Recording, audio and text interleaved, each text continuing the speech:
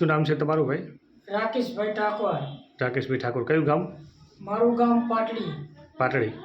બરાબર. અહીંયાથી મિનિમમ કેટલા કિલોમીટર થાય રાધનપુરથી? અહીંથી મિનિમમ 120 કિલોમીટર જેવું થાય. બરાબર.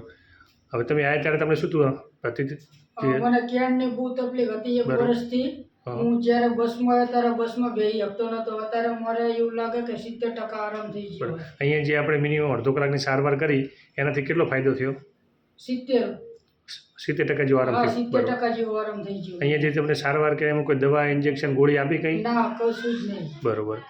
અત્યારે કેવું છે? ચાલવા બેસવા ઉઠવામાં કેટલો ફેર પડે? ઘણો ફેર છે. બરાબર. અહીંયા તમે કેવી રીતે આવ્યા?